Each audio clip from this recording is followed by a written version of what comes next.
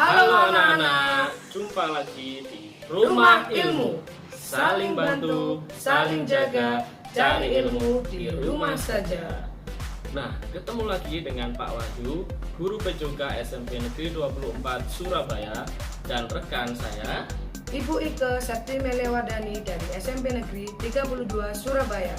Nah, sebelum mulai aktivitas atau pembelajaran hari ini, kita berdoa sesuai dengan agama kita masing-masing, agar nanti yang kita dapat atau materi yang kita dapat nanti bisa bermanfaat buat kita semua. Ya, berdoa mulai. Berdoa selesai. Oke anak-anak, jangan lupa ya, tetap patuhi protokol kesehatan. Dan kalian pada saat melakukan aktivitas olahraga tidak dianjurkan menggunakan masker. Ya. Betul. Karena apa? Karena pada saat kita berolahraga kita membutuhkan oksigen yang banyak, Pak. Ya. Supaya kita tidak pingsan atau tidak terjadi hal yang tidak kita inginkan. Dan jangan lupa sebelum melakukan aktivitas olahraga kalian harus stretching atau pemanasan. Betul sekali. Ya. Untuk menyiapkan kondisi fisik maupun psikis kita untuk melakukan aktivitas olahraga, biar ketika berolahraga kita tidak mengalami cedera. Nah, sebelum kita masuk ke materi hari ini Pak Wahyu, Ya. anak-anak harus menyiapkan buku catatan atau buku tulis serta alat tulisnya untuk mencatat apa saja yang nanti akan kita jelaskan. Nah, untuk materi hari ini Pak Wahyu adalah keselamatan di jalan raya. Pasti ini berkaitan rambu-rambu lalu lintas. Iya, tetap itu akan berkaitan dengan rambu-rambu lalu lintas pada saat di jalan raya. Nah, semenjak belakangan ini Pak Wahyu ya, tingkat kecelakaan di jalan raya itu semakin meningkat. Nah, banyak nyawa korban dalam tragedi tersebut. Oleh karena itu, kita seharusnya waspada dan lebih berhati-hati untuk mengurangi tingkat kecelakaan di jalan raya itu sendiri. Tapi selama ini banyak kejadian yang tidak diinginkan ya Bu di jalan raya. Iya, banyak banget. Kemudian ini adalah langkah-langkah untuk mengurangi tingkat kecelakaan di jalan raya. Nah, mungkin yang pertama adalah kita memberikan pendidikan tentang peraturan-peraturan yang ada di jalan raya melalui PKJR, Pendidikan Keselamatan Jalan Di Raya. jalan raya. Nah, kita akan memberikan semua itu pendidikan itu kepada siswa. Itu Pak Wahyu. Nah, tapi gini Bu ya, di kondisi di lapangan ini anak-anak di masa pandemi ini banyak yang tidak memperhatikan keselamatan di jalan raya. Contohnya seperti di jalan sering banyak anak-anak itu main bola atau bulu tangkis, bahkan yang lebih ekstrim anak-anak sekarang cenderung balap sepeda dan juga balapan lari di jalan juga. Oh ya, itu Dan termasuk itu sangat berbahaya ya, ya. itu sangat berbahaya sekali meskipun kondisi jalan itu sudah ditutup. Iya. Ya, sudah ditutup karena untuk mengurangi aktivitas pada masa pandemi ini, tapi disalahgunakan untuk balap sepeda mungkin. Iya. Itu kan termasuk salah satu pelanggaran Ya. berkebut-kebutan di jalan raya. Seharusnya anak-anak bisa mengalihkan itu pada saat kalian melakukan prestasi dalam olahraga. Diarahkan Lari ya. di arena atau di mana gitu. Oke. Yang penting kalian melakukan hal-hal yang tidak sia-sia. Karena Pak Wahyu, Ya. pada saat kita melakukan hal yang sia-sia di jalan raya itu sangat merugikan diri kita dan orang lain. Oke Pak Wahyu, Ya. penyebab kemacetan di jalan raya itu apa saja? Nah, ini banyak faktor ya Bu ya. Penyebab kemacetan di jalan raya. Pertama Bu ya, bertambahnya kepemilikan kendaraan. Jadi banyak masyarakat sekarang punya lebih dari satu kendaraan, bahkan 3 sampai 5 kendaraan ya. Iya. Kemudian yang kedua, terbatasnya sumber daya untuk pembangunan jalan raya. Ya, Bu, ya. Dan yang ketiga, belum optimalnya pengoperasional fasilitas lalu lintas yang ada di jalan raya. Berarti emang semuanya itu pasti berdampak semuanya ya Pak ya? Iya, betul sekali, pasti berdampak karena banyak faktor memang kemacetan di jalan karena mobilitas masyarakat sekarang ini semakin tinggi juga ya. Oke. Kemudian nih Pak, jalan raya sendiri itu Apa sih Pak jalan raya itu? Nah, ini jalan raya merupakan prasarana transportasi darat yang memegang peranan yang sangat penting dalam sektor perhubungan, terutama untuk kesinambungan distribusi barang dan jasa. Namun, keselamatan lalu lintas merupakan suatu program untuk menurunkan angka kecelakaan beserta seluruh akibatnya. Karena sebagian besar kecelakaan lalu lintas diakibatkan karena faktor manusia itu sendiri. Jadi kita nggak bisa nyalain siapa-siapa di jalan raya, Bu. Iya. Ya. Karena semua itu dari manusianya sendiri ya Pak. Misalnya, kenapa sih kok banyak kecelakaan lalu lintas itu dari faktor manusia? Banyak pengendara sepeda motor yang tidak menggunakan helm SRP. Betul. Kemudian mereka menerobos rambu lalu lintas, lampu merah, marka marka jalan, Nah. semuanya diterobos, dan itu sangat merugikan bagi diri kalian sendiri dan orang lain.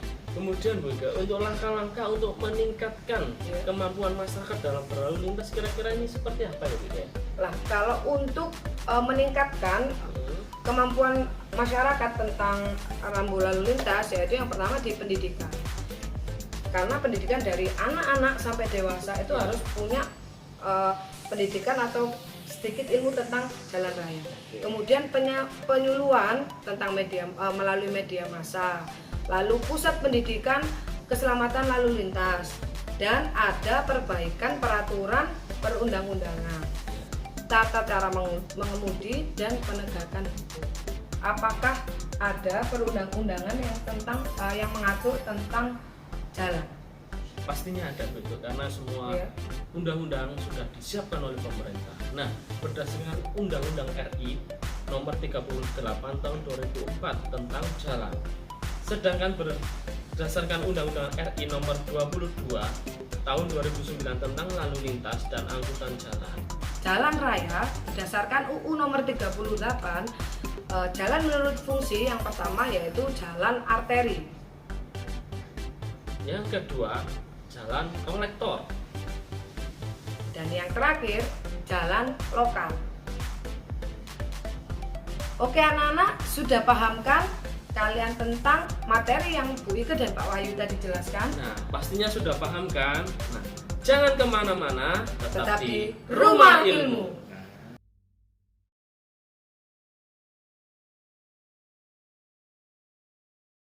Halo anak-anak, kembali lagi di Rumah Ilmu. Oke anak-anak, di segmen kedua kali ini Bu Ike dengan Pak Wahyu akan menjelaskan bagaimana sih caranya berkendara sepeda yang baik dan safe ya Pak, dan aman ya. Dan di segmen kedua ini kita akan berkeliling, kita akan bersepeda berkeliling Surabaya, tapi tetap harus jaga protokol kesehatan. Betul sekali, Ya. Bu. Jangan lupa menggunakan masker juga ya Pak. Ya. Dan kita pada saat berkeliling kita akan belajar apa saja Pak Wahyu? Nanti kita akan belajar lampu-lampu lalu lintas yang ada di kota Surabaya. Ya, pastinya sebelum berkendara kita harus cek keselamatan, ya, safety dari kendaraan kita dan alat-alat yang digunakan saat berkendara. Kita bergeser ke sepeda dulu ya, Bu. Oke. Kita bergeser ke sepeda dulu. Sebelum itu ya, Ya. apa Pak? Alat-alat yang digunakan yang pertama gunakan pastinya sarung tangan ya. Oke, sarung tangan. Ini tujuannya untuk melindungi tangan kita Saat berkendara. saat berkendara. Ya. Dan yang kedua nih Pak Wahyu, pada saat kita bersepeda jangan lupa menggunakan helm. Helm. Nah, helm ini tujuannya apa? Supaya melindungi kepala kita jika terjadi hal-hal yang tidak diinginkan. Betul sekali. Dan Pak Wahyu, pada saat kita berolahraga, tolong maskernya diturunkan ke bawah. Turunkan sedikit ke bawah. Supaya Melancarkan sirkulasi oksigen yang masuk di dalam tubuh kita, sehingga aktivitas olahraga kita bisa maksimal ya. Sistem energi yang jalan di tubuh kita juga akan berjalan dengan baik. Sebelum itu kita pastikan kendaraan kita juga aman. oh iya ya. Ya. Jadi tidak boleh tergesa-gesa ya. Iya. Oh iya. Pastinya kita cek tekanan udara dulu. Ya. Tekanan udara di sepeda itu standarnya disesuaikan dengan kondisi sepeda masing-masing Bu Ika ya. Iya, iya. Kedua, pastikan gear atau rantai yang Rantainya. digunakan juga aman. Ya. Oke, Rantai ya. yang digunakan juga aman. Kemudian Remnya ya. rem juga harus juga dipastikan. berjalan dengan normal ya. Ketika kita berkendara, Ya. nantinya kita pasti akan ngerem mendadak ataupun secara langsung ketika kita bertemu pengendara lainnya atau mengalami jalan yang rusak gitu ya. Oh ya, siap. Oke Jadi Pak. kita pastikan kendaraan juga aman. Selain properti yang kita gunakan juga harus aman.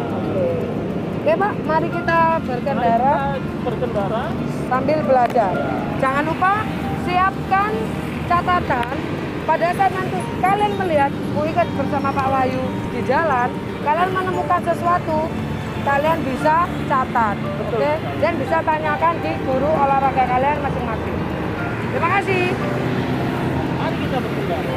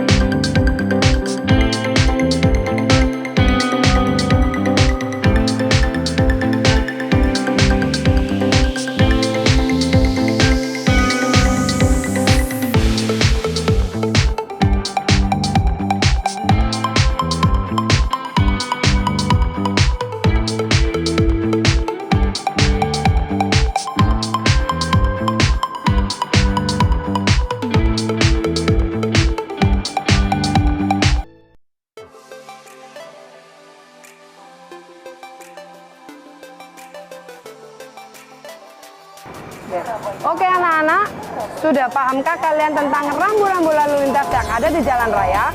Nah, jangan kemana-mana, tetapi Rumah Ilmu.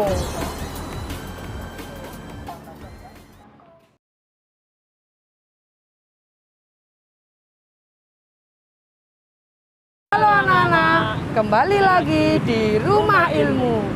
Kali ini Bu Ika dan Pak Wahyu lagi berada di halte bis ya. Halte bis, Bu. Ya. Kita di sini ngapain Pak Wahyu? Kita di sini akan memberikan informasi tentang bagaimana caranya kita naik ke bis Surabaya. Nah. Dan kita juga nanti akan menjelaskan rute-rute di mana nanti poin bis Surabaya atau halte di Surabaya. Ya. Terus apa lagi Bu Ika nanti? Gini, untuk kita naik kendaraan umum atau kita menggunakan kendaraan umum, kita harus tetap patuhi protokol Betul kesehatan. sekali. Kita harus tetap pakai masker dan selalu cuci tangan. Dan di sini di halte juga ada hand sanitizer. Nah, ini untuk digunakan juga. Tetap jaga jarak supaya kalian aman. Oke. Mari kita tunggu kedatangan bis Surabaya. Oke anak-anak, Bu Ike sekarang sudah berada di dalam bis Surabaya. Nah, kali ini Bu Ike akan menjelaskan apa saja sih fasilitas yang ada di dalam bis Surabaya dan untuk kenyamanan dan keamanan apakah sudah sesuai atau masih belum. Mari kita tanya-tanya kepada pengunjung yang menaiki bis Surabaya. Oke? Oke anak-anak, kita tanya ya bagaimana sih kenyamanan atau fasilitas yang ada di Surabaya menurut pengunjung. Nah, ini saya lagi bersama dengan Ibu siapa? Tuti. Ah, Ibu Tuti. Ibu Tuti ini sering naik bis Surabaya nggak? Sering Sering. Biasanya mau kemana, Bu? mau ke BC Johnson, mau Oke. ke Royal, GMP. Oh, gitu. Oke. Ini tata cara naik ini tuh menggunakan apa sih, Bu? Kartu. Kartu ini Ya, kartunya Nanti. ya, menggunakan kartu ini ya. Ini cara Ya. memperoleh kartunya gimana? tukar botol Tukar botol di. di Bungurasi. Oke, tata cara mendapatkan kartu bis Surabaya ini dengan cara kalian menukarkan botol di Bungurasi. Nyaman nggak, Bu, naik? Nyaman dong. Oh, nyaman dong. Siap. Oke, mantap Jaya. Oke, anak-anak, kita akan tanya-tanya lagi kepada penumpang yang menggunakan fasilitas bis Surabaya. Oke, kita tanya lagi kepada Ibu Sinten nih namanya? Bu Jumaiyah, Bu Jumaya. Oke, penduduk Gubeng Erlangga, Gang 4 nomor 6C. Oke, Ibu naik bis Surabaya ini menggunakan bis Surabaya ini sejak kapan sih, Bu? Ya Sejak adanya bis. ya adanya corona itu. Oh, sejak adanya corona naik bis. Ya, keliling-keliling sama teman. Takut nggak, Bu, naik bis Surabaya? Enggak, biasanya ngelaju dari Jombang. Oke, biasanya Biasa aja. Kan nya- tukar botol. untuk kenyamanannya gimana? Nyaman nggak, Bu? Ya nyaman, enak. Nah, protokol kesehatannya juga masih dijaga ya, Bu? Ya, alhamdulillah sehat. Alhamdulillah sehat. Oke, terima kasih ya, Bu. Oke. Baik anak-anak, berikut ini tadi sudah ada wawancara terkait tentang kenyamanan yang ada di bus Surabaya. Nah, kali ini saya akan membagi tata cara dan informasi tentang bus di Surabaya lebih dalam lagi. Ingin tahu informasinya? Saksikan tayangan berikut.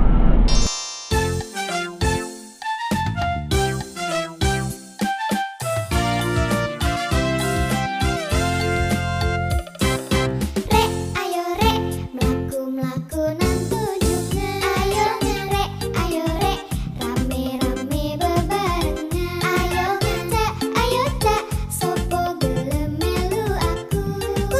Cak, ayo cak, golek kenalan cak ayu.